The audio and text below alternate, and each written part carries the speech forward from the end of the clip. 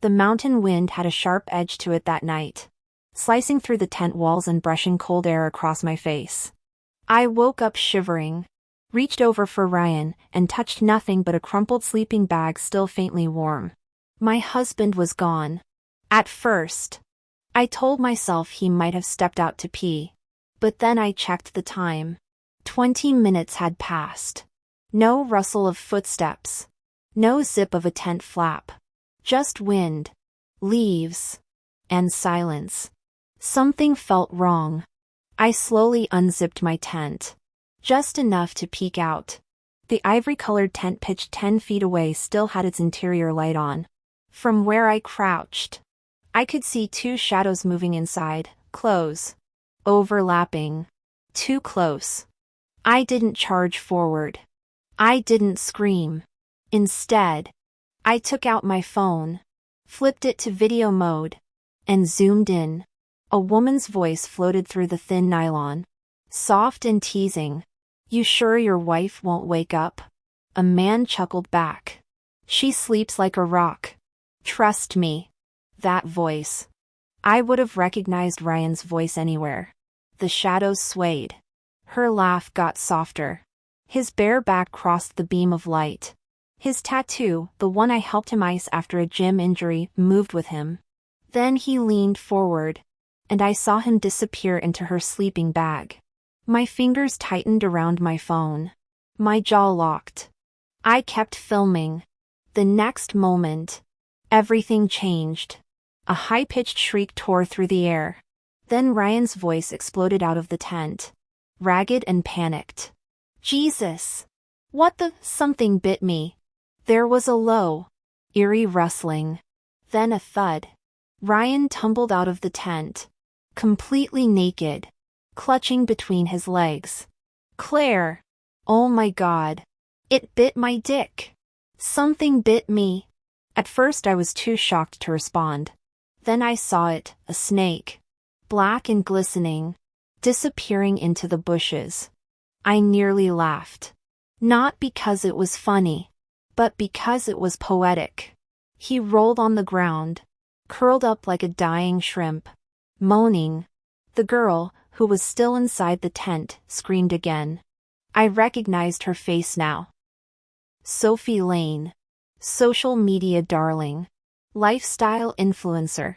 She'd been all over Instagram lately, hawking outdoor healing retreat sand glamping aesthetics. Apparently, her idea of healing involved seducing married men under fairy lights. I didn't say a word. I dialed the campsite's emergency number and calmly requested medical attention for a snake bite, male. Early 30s. Lower extremities. I was still recording.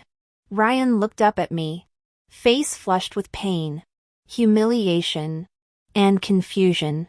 "Claire, I didn't know you were awake." I tilted my head. Lucky I was. "You almost died with your pants off." Sophie stumbled out next. Wrapped in a blanket. Fake tears streaking her cheeks. "Claire. Please. It's not what it looks like.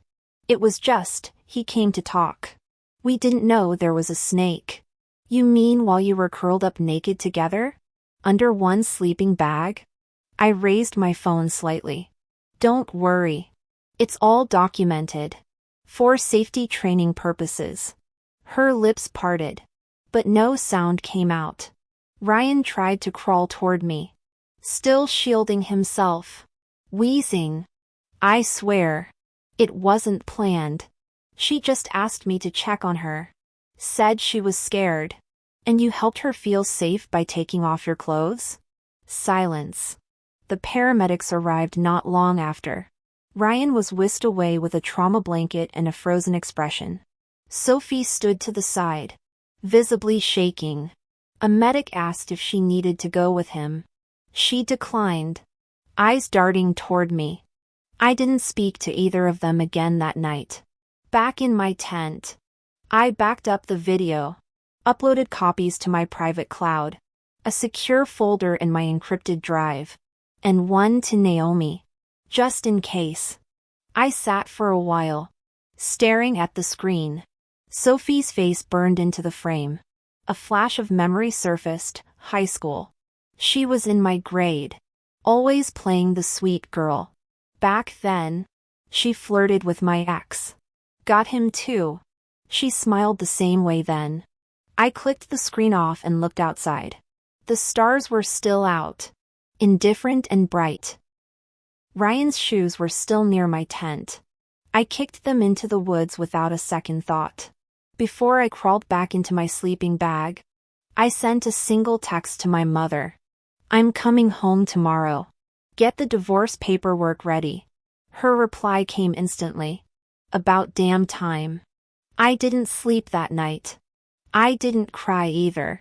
Not because it didn't hurt, but because, for the first time, I wasn't confused about what came next. I didn't go back to our apartment the next day. Instead, I drove 3 hours north to my father's old cabin in the hills, a quiet, unlisted property Ryan never knew about. The place hadn't changed. Tucked behind a sliding bookshelf was a narrow study with a single desk and my father's old desktop computer. It took a few seconds to boot up, but it still worked. That's all I needed. I pulled out my external drive and got to work organizing everything. The tent footage, voice recordings, screenshots of Sophie's posts, financial statements from our joint accounts. I created a folder and named it Betrayal Evidence. Once that was done, I opened Instagram. Sophie had already posted a curated set from the trip. Warm filters, forest scenery, long captions about Healingon's unexpected connection. In one photo, Ryan's hiking backpack was clearly visible near her tent. Brand logo and all. I scrolled through the comments. Looks magical. You always attract the right energy. Someone's glowing. They were laying the groundwork. Rewriting what happened as some sort of organic spark. Turning infidelity into a soft-focus love story. I closed the app and called Naomi. I've got everything. I told her. Photos. Footage. Transfers. It's a full timeline. Good. She said. You want this private or public? Legal. Fast. Clean. She paused. You know he's going to try to manipulate this, right? Play the remorse card. Apologize. Talk about the years you've been together. Let him try. I said. He's already halfway down. All I'm doing is removing the safety net. Naomi instructed me to hold off on filing anything immediately. We need him to feel safe first. She said. If he thinks you're walking away quietly, he'll loosen his grip. That's when we take the rest. That night, I posted a photo of a book and a glass of wine on a wooden table. Captioned simply, Quiet nights aren't so bad. No mention of Ryan. No cryptic quotes. Just enough to keep the illusion. Less than an hour later, Ryan called. I didn't answer. He texted. Claire, thank you for not making a scene. I know I hurt you. I'm sorry. Then another. I swear it wasn't what it looked like. She asked for help. It wasn't serious. Then he called again. This time, I picked up. I said nothing. Just let the silence stretch. Claire, please. He said. It didn't go that far. She was upset. I didn't want to make her feel abandoned. She started crying. Anne. You were naked. I said. He paused. That wasn't what it looked like. I didn't sleep with her. She said it would help with her image. Build a romantic arc for her followers. I hung up. No arguments. No yelling. Just enough silence to make him feel it. Afterward, I logged into our shared financial accounts and downloaded 6 months of transactions. There were new credit lines opened in his name, linked to shell accounts labeled as Consulting Creative Partnerships. The money trail wasn't just shady, it was sloppy. I flagged them all and sent the files to Naomi. She called me an hour later. You're sitting on enough for a financial fraud case. let alone divorce. He's used my trust fund as collateral for private investments. I said. I checked the contract. I never authorized it. Good. We'll lead with that. I was about to end the call when Naomi said, also, check your DMs. I did. A message request from a secondary account I didn't recognize. The profile picture was a heavily filtered close-up of Sophie. Claire, can we talk? I didn't mean for any of this to happen. Maybe we can clear the air. I took a screenshot and forwarded it to Naomi. Harassment? I asked. Absolutely. Later that night, I stared at the ceiling of my father's study. I wasn't angry anymore. I wasn't surprised either. Ryan wasn't the first man to betray a woman and think charm could fix it. But he was about to learn I wasn't the kind of woman who let people off with a warning. I gave Ryan 2 days of silence. That was enough. On the third day, I messaged him first. Short and clean. Let's talk. He replied within 30 seconds. Absolutely. Anytime. Just tell me where. I chose a downtown cafe I knew well, small. Neutral. No mutual friends likely to appear. I arrived early. Sat by the window. And waited. Ryan showed up wearing a crisp white shirt. The kind he always wore when trying to look put together. His usual smirk was gone. Replaced with something close to shame. He slid into the seat across from me, placing a bag of pastries on the table like it was some kind of peace offering. Claire. He began. I know I messed up. I've been thinking about it nonstop. What I did, what it looked like, it was a mistake. I stirred my coffee. He leaned in. I didn't love her. Sophie just caught me at a bad time. She was emotional. I was exhausted. One thing led to another. I looked up. You were naked in her tent. Ryan. His face twitched. It was a lapse in judgment. I didn't mean to hurt you. No. You meant to get away with it. He exhaled. Tried to shift the conversation. I want to fix this. We've built a life. Claire. The house. The business. Everything. We've come too far to throw it away over one mistake. I reached into my bag and pulled out a manila folder. Inside, records of 3 shell companies linked to his name. All funded through unauthorized use of my trust. Documents showing how he'd leveraged our joint assets to secure private capital. And a list of his undisclosed transfers to Sophie's agency. He flipped through the pages. Slowly at first. Then his eyes widened. You went through my accounts? He asked. No. I said. The bank did. Turns out. When you use someone else's collateral, they tend to check up on you. He looked like he was trying to swallow a stone. I didn't touch your trust directly. He stammered. Those were just bridge loans. Everything was going back into the company. Which company? The one you listed Sophie as an advisory partner on? He froze. You think I've been sitting around waiting to forgive you, Ryan? I asked. I've been documenting you. Quietly. Thoroughly. He reached for the folder again, but I pulled it back. I'm filing for divorce. I said. You'll receive the papers by the end of the week. Claire.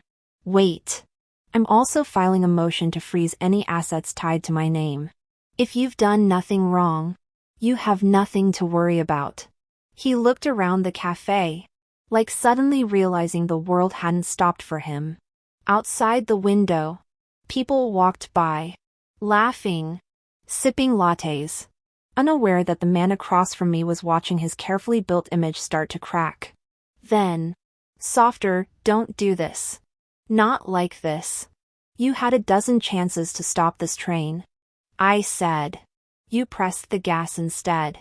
He lowered his head. For the first time in years.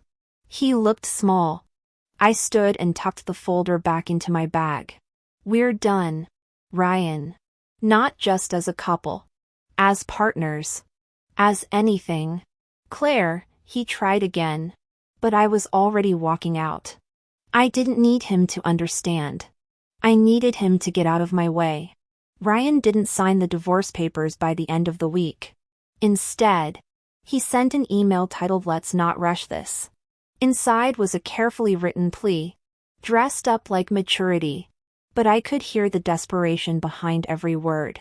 He suggested counseling, atrial separation, anything that didn't involve lawyers or frozen assets. He still thought this was a negotiation. Naomi wasn't surprised. He's not ready to let go of your money, she said. Let him stall. It only makes our case stronger. I returned to my father's house and began working from there full-time. I didn't trust anything in the apartment Ryan and I used to share, not the computer, not the Wi-Fi, not even the coffee machine. The cabin, on the other hand, had never been tainted. It had backup hard drives, a reliable signal, and a view of the hills that kept my head clear. And it still held my father's legacy, the South Ridge Project. He drafted it years before he died.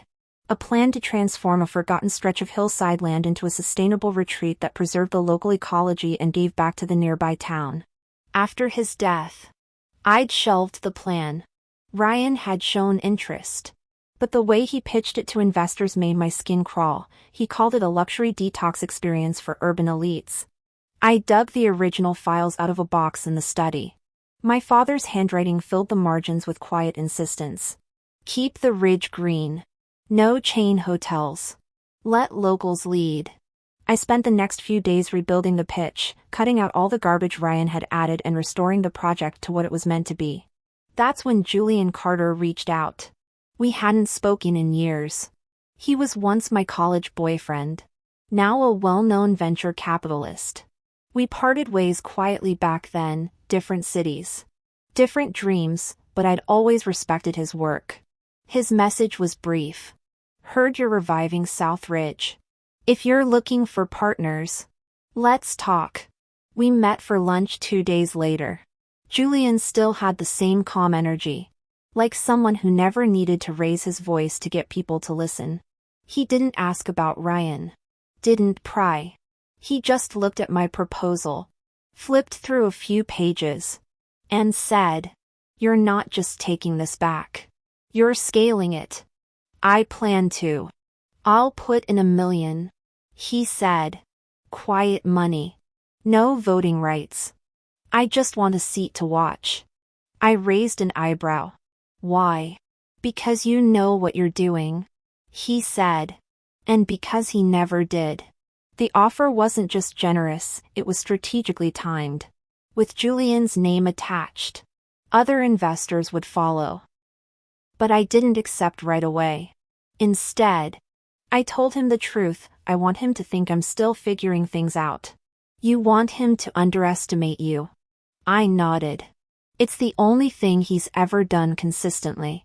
Julian didn't press. He handed me his card and said, "When you're ready." Back at the cabin, I adjusted the South Ridge plan to include his offer, anonymized. Just partner A, silent equity. Then I scheduled a board meeting for the following week. Ryan still held a position on the board. He'd stacked it with friends and yes men over the years. But what he didn't know was that several of those men owed their original seats to my father. And they still returned my calls. The night before the meeting, Ryan called me again. "I've been thinking," he said, voice low. "If we can come to some kind of agreement, maybe we don't need to involve so many outsiders." "I'm listening," I said. "I'll give you full control of South Ridge. You present it. Run the numbers. Manage the rollout. I'll stay in the background. That's fair, right?" It sounded reasonable, even generous. But it wasn't generosity, it was surrender disguised as compromise. I agreed to his offer. Let him believe he was buying peace. The next morning, I arrived at the boardroom with a full presentation, a fresh legal proposal, and 3 proxy votes already signed in my favor. Ryan greeted me like nothing had happened. Suited up. Smiling. Trying to control the narrative. As always. But by the time I finished speaking, half the room had shifted toward me. And when I closed my laptop, the only thing left to do was wait for the vote. The vote passed. 5 in favor. 2 abstained. 1 against, Ryan. He looked stunned. Like the room had betrayed him. Like the people who once echoed his every word had suddenly lost their hearing. I didn't gloat. I simply stood, thanked everyone, and handed the meeting minutes to the assistant to file. The decision was final. I was now the executive lead on South Ridge. All strategy, budget, and execution went through me. Ryan tried to catch me after the meeting. Claire, come on, this isn't necessary. I stopped in the hallway. You're right. It's overdue. He flinched like I'd slapped him. That afternoon, I returned to the cabin and locked myself in the study. Julian called. You pulled it off. He said. Not that I ever doubted you. They won't be loyal to me forever. No. He said. But they'll be loyal to whoever keeps the project alive. And right now, that's you. We talked briefly about the next stage, press, local government, permits, the actual hard work. I didn't mind. Work didn't lie. People did.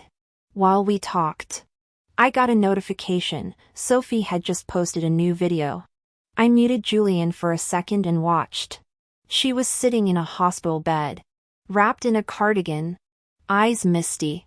I know people are saying things about me. She whispered into the camera. But not everything is black and white. Sometimes we end up hurting people without meaning to. I never wanted to cause pain. The caption said. Trying to heal in a world that thrives on judgment. Her followers flooded the comments. You don't owe anyone an explanation. Stay strong. They don't know your heart. Except some of them did. I'd been forwarding anonymous tip-offs and receipts to influencers and watchdog accounts for weeks, quiet. Factual leaks. Not vengeance. Just truth. And now, the truth was starting to show cracks in her perfect image. Later that evening, Naomi called. We got 2 of the brands to issue official inquiries into their contracts with Sophie. That should be enough to start pressuring her team. I smiled. Keep going. And Ryan? Let him run to her. Which is exactly what he did. The next morning, someone sent me a blurry video, Ryan standing outside Sophie's building, holding flowers, arguing with her through the intercom. She refused to come down.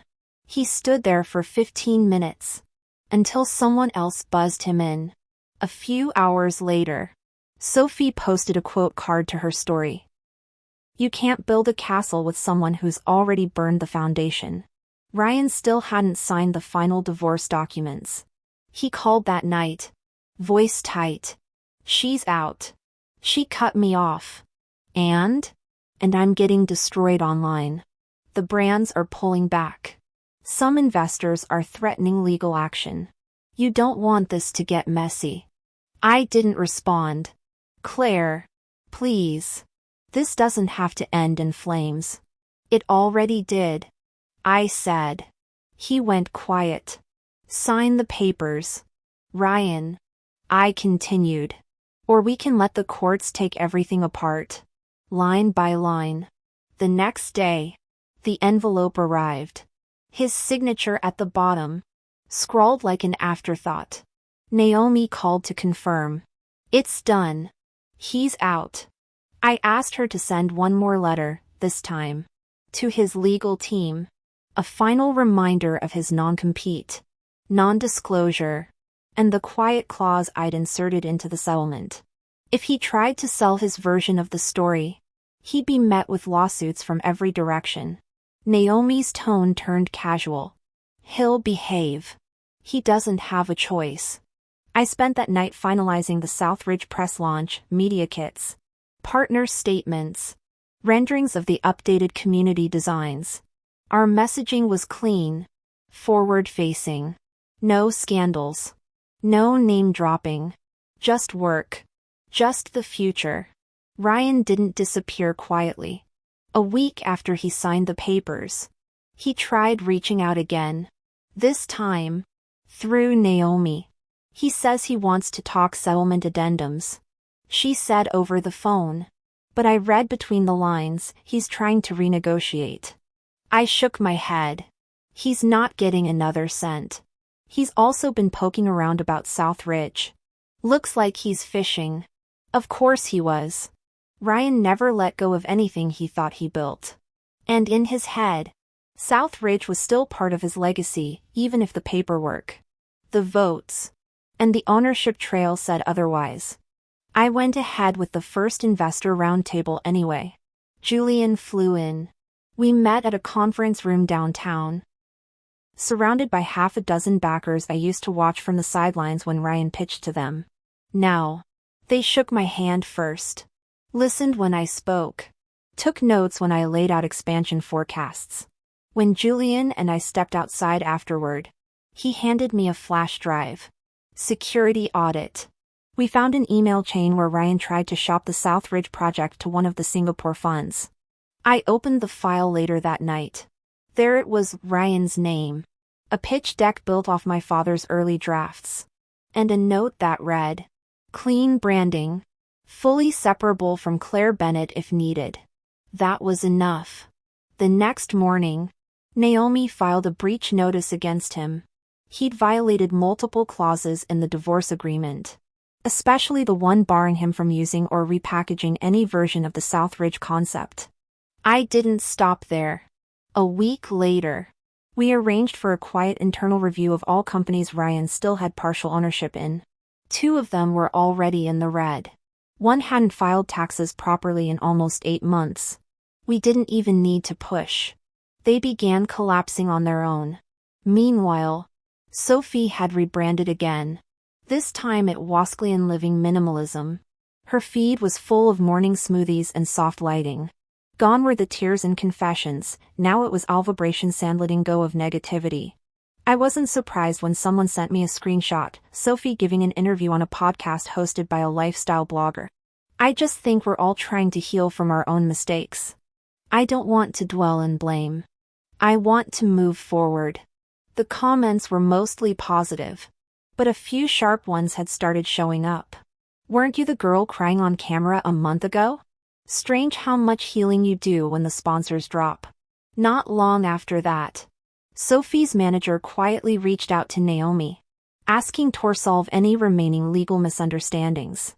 We gave them a list: brand impersonation, contract misrepresentation, breach of marketing disclosures.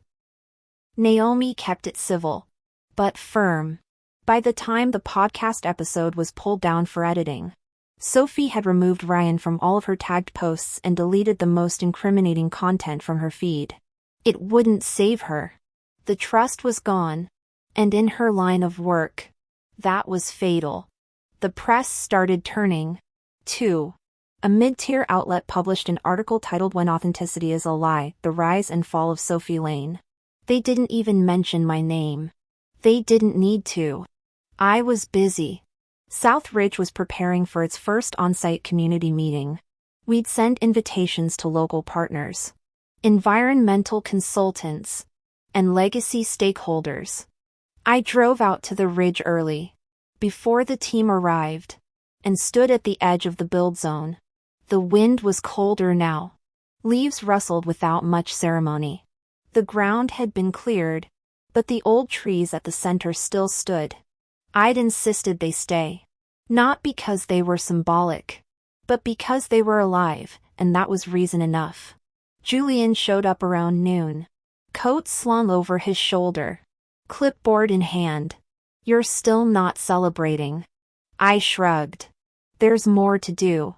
He didn't argue. Just looked out over the land. Ryan filed for bankruptcy. He said after a pause. When? Yesterday. He'll try to shield some of his accounts. But the filing's public. There's no coming back from this. I nodded. I didn't feel joy. Just relief. A door finally closed. Julian added, "You want me to make a statement on your behalf?" "No," I said. "Let him be quiet. That's the only version of him that ever did less harm." We stood there for another minute before someone waved us over from the tent. The meeting was about to start. The meeting went exactly the way it needed to. Local stakeholders approved the timeline. Environmental consultants signed off on the modified design. The new construction partners got the permits in hand. Everything was moving. Afterward, I returned to the cabin and opened my inbox. A flagged email sat at the top. Naomi had sent it 30 minutes earlier with the subject line, "Lane PR implosion." I clicked. Inside were screenshots from multiple media outlets.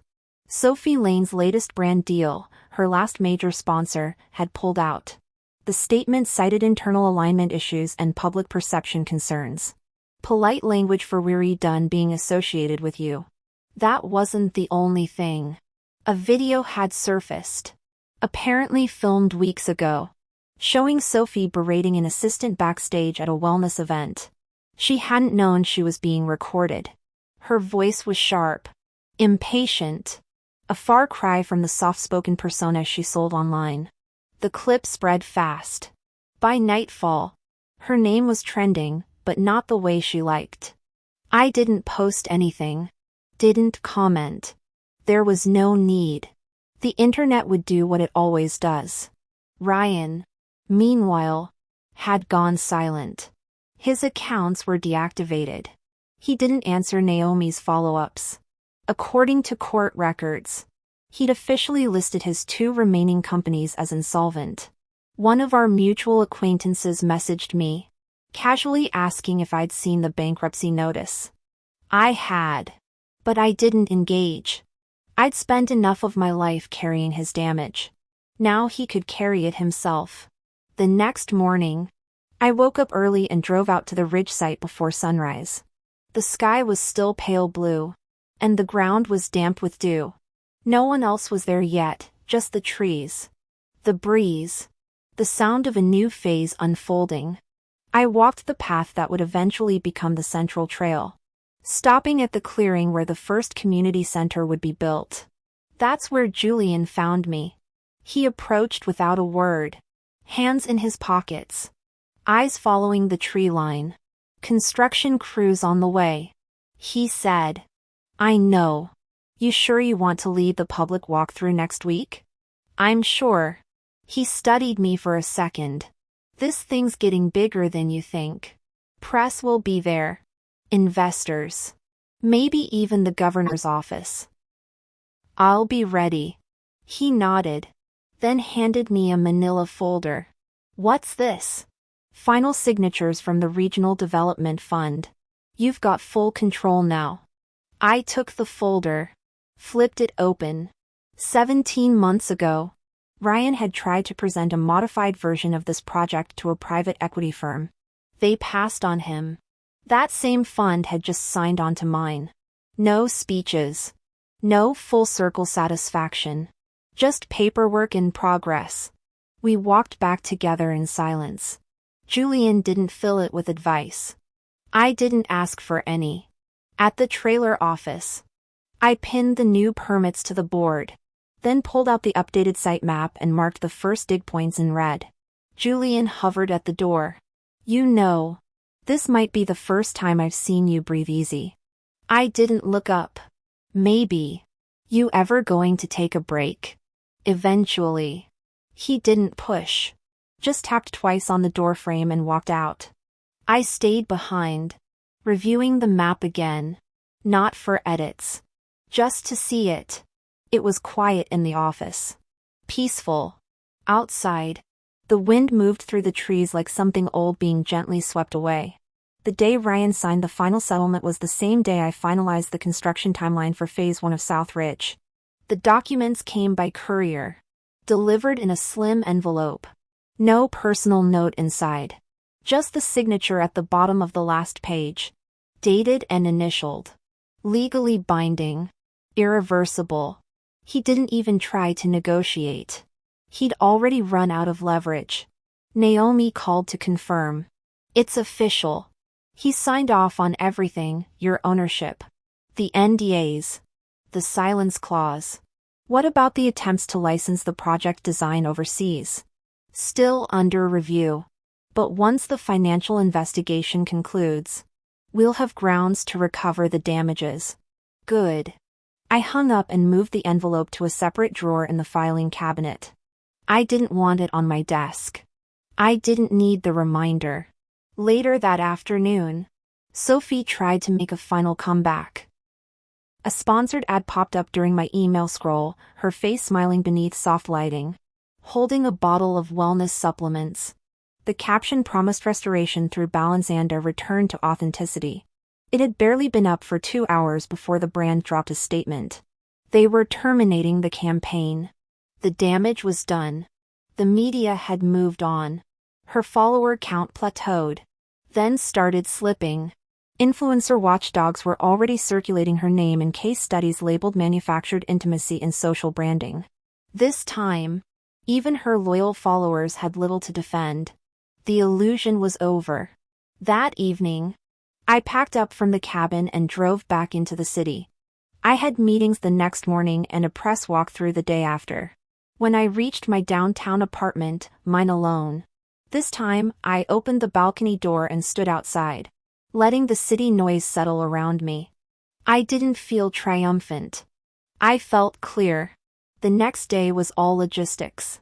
Southridge's press event had been scheduled for months, but now it carried extra weight. The governor's Urban Renewal Committee had RSVP'd. 3 different media outlets had requested interviews. Julian's office was fielding more investor interest than we'd anticipated. By 10 a.m., the venue was full. I walked through the presentation like I'd done it 100 times. No nerves. No rush. Just the story of what we were building. And how we'd do it. I didn't mention Ryan. I didn't mention Sophie. No one asked. After the event, Julian and I stood in a quiet corner of the room. He handed me a bottle of water, then nodded toward the back. See them? He said. Those are the same people who told your ex this project had no legs. They're watching now. Yeah. And waiting to follow your lead. I didn't reply. Just took a sip and turned back toward the floor. Afterward, I stayed late to help the team pack up. At some point, I found myself in one of the side offices alone, going over next week's schedule. The light was soft. My shoes were off. I heard the elevator ding, but no one came in.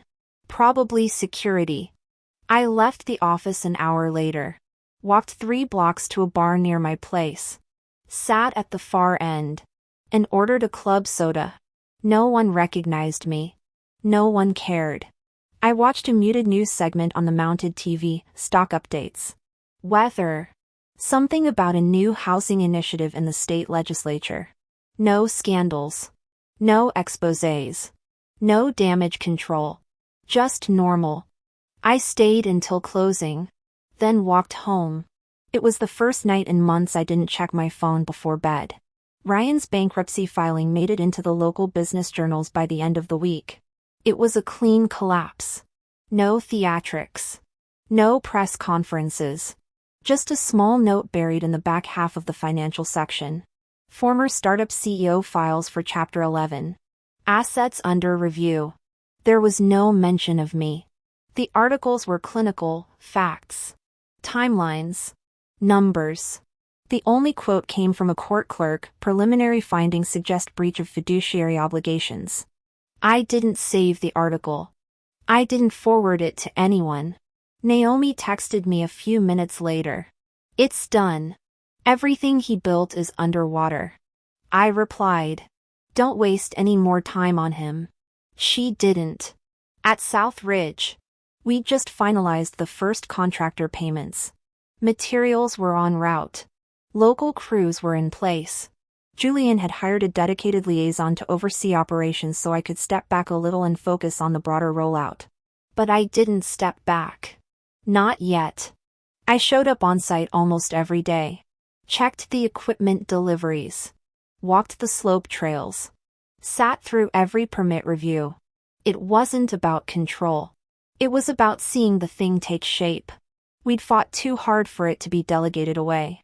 The press was still circling. A few minor pieces had gone up, nothing dramatic. Just project features and local interviews.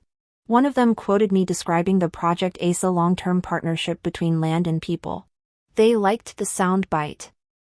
Julian sent me the link with a note. You're going to get asked to speak at panels soon. I didn't answer. I didn't care about panels. I just wanted the concrete poured correctly, the drainage installed right, and the community center to open before winter. Sophie hadn't posted in almost 2 weeks. Her last entry was a short story caption, "Sometimes letting go is the only way forward." The comments were quiet. A few fan accounts reposted it. But engagement was down. She was disappearing the way digital fame always does, slowly. Until no one noticed she was gone. That weekend, I met Julian at the ridge to finalize Phase 2 contracts. The wind was sharp. Clouds low. He brought coffee. I brought the paperwork. He looked tired. So did I. "You're still not sleeping, are you?" he asked. Halfway through signing. "I sleep fine. You just don't stop." "I will. Eventually." He didn't press the point. We finished the contracts. Shook on it. And walked the perimeter of the new construction zone. The trees were thinning this time of year. The views were clearing. Near the west slope. He paused. "You know, this whole project started because someone tried to erase you from it." "I know. You could have walked away." I didn't say anything. I didn't need to. We got back to the temporary office where one of the crew leads flagged me down. We went over the next 3 weeks of work, material receipts, subcontractor timelines, foundation testing. I signed off on everything. That night, I drove back into the city. Traffic was light. No calls. No texts. Just me and the road. I stopped at a grocery store on the way home. Bought what I needed for the week. Answered 2 emails. Read a report about a nearby restoration grant we might apply for. I didn't think about Ryan once. The first fall rain hit South Ridge just as the initial foundations were being poured. I was already on site that morning. Standing near the equipment trailer in a windbreaker. Boots sinking slightly into the wet earth. The air smelled like pine and metal. Everyone moved carefully. Checking materials. Sealing what needed covering. The team worked fast. By noon, most of the work area was secured. The central crew started marking the support beams for the community center. I watched from the edge of the clearing. Arms crossed. Taking it all in. This was the part Ryan always skipped over, the part without applause. The waiting. The small decisions. The slow grind that actually built something. He'd called himself a builder. But he never stayed long enough to pour the first line of concrete. That afternoon, Julian arrived in a black SUV. Rolled down the window before getting out. "You're early." "I live here now," I said. We walked the site perimeter. He handed me a clipboard with the week's supply chain updates, everything on track. Minor delays on insulation. Otherwise solid. The local press wanted another walkthrough the following week. And we'd finally gotten a nod from the state office to apply for a conservation grant tied to our stormwater system. Everything was moving. Back in the office trailer. I marked off each line item. Julian leaned against the doorframe. Arms folded. "You know," he said, "you could probably hand some of this off now." "I will. Just not yet." He nodded. Didn't argue. By early evening, most of the crew had left. I stayed behind, walking one last loop through the site. The rain had slowed, leaving beads on the grass and puddles along the tire tracks. I stopped at the edge of the ridge, where we'd planned to build a quiet lookout for residents. The view stretched beyond the hills, layers of gray and green. Mist crawling along the treetops. Nothing dramatic. Just calm.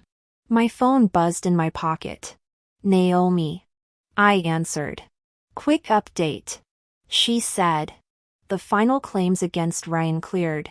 The fraud reviews closed. He lost everything he tried to hold on to. Anything else? His lawyer sent an informal message. She added. He's leaving the country. Something about resetting. I didn't ask where. She continued. Sophie's still floating around. But no sponsors. No agency. Just reposts and soft quotes. Her engagement's almost gone. I thanked her. She asked if I needed anything else. I'm good, I said. After the call, I stood there for a while longer. Phone still in my hand, listening to the sound of the last generator shutting off. Then I walked back to my car, took off my boots, and drove down the hill. The road was empty. The sky was clearing. Somewhere behind me, the sight lights clicked off one by one. I didn't look back.